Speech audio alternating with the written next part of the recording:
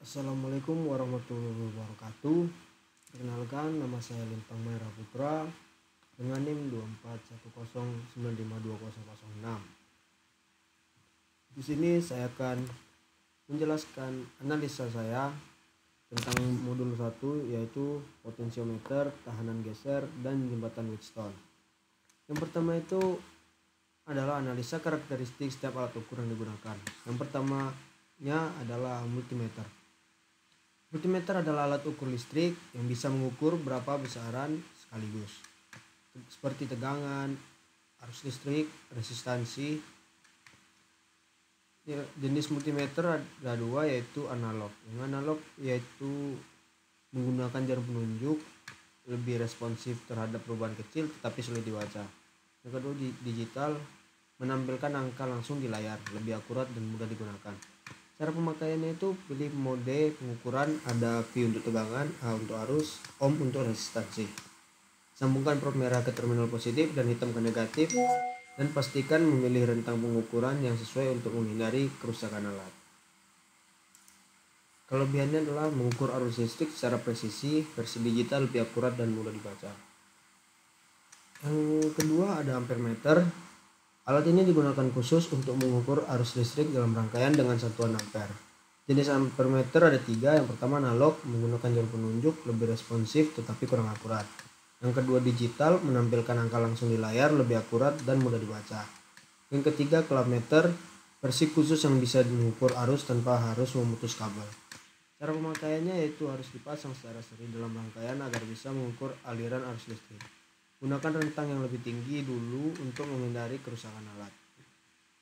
Kelebihannya mengukur arus listrik secara presisi, versi digital lebih akurat dan mudah dibaca. Yang ketiga itu ada voltmeter, digunakan untuk mengukur tegangan listrik dalam suatu rangkaian, satuannya volt. Jenis voltmeter yang analog menggunakan jarum penunjuk, lebih responsif terhadap perubahan tegangan kecil, dan yang digital menampilkan angka langsung, lebih akurat dan mudah digunakan. Cara pemakaiannya dipasang secara paralel dengan sumber atau beban yang diukur. Pilih rentang tegangan yang sesuai, DC atau AC. Pastikan polaritas benar, yang merah ke positif dan yang hitam ke negatif.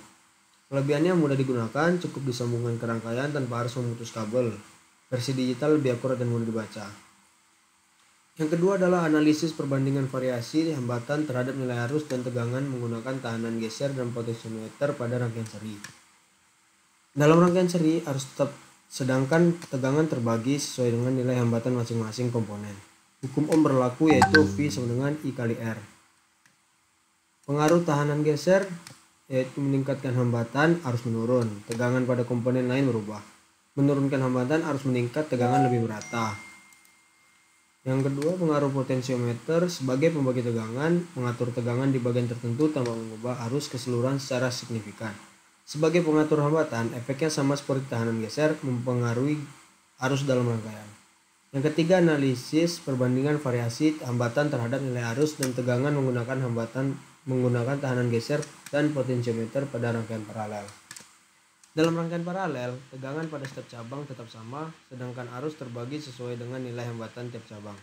Pada tahanan geser, hambatan naik, arus cabang berkurang. Total arus menurun, hambatan turun, arus cabang meningkat. Potensiometer itu kurang efektif sebagai pembagi tegangan, tapi dapat mengatur arus tiap cabang jika digunakan sebagai resistor variabel. Dan yang terakhir, analisis nilai persen R, pengukuran potensiometer menggunakan jembatan Wheatstone. Jembatan Wheatstone digunakan untuk mengukur resistansi potensiometer dengan membandingkan nilai yang diketahui. Saat jembatan dalam kondisi seimbang, nilai potensiometer dapat ditentukan secara akurat. Persentase resistansi diperoleh dengan membandingkan nilai potensiometer yang diukur terhadap nilai totalnya. Semakin besar nilai potensiometer yang digunakan, semakin tinggi persentasenya. Mungkin segitu saja analisa saya. Saya tutup dengan Assalamualaikum warahmatullahi wabarakatuh.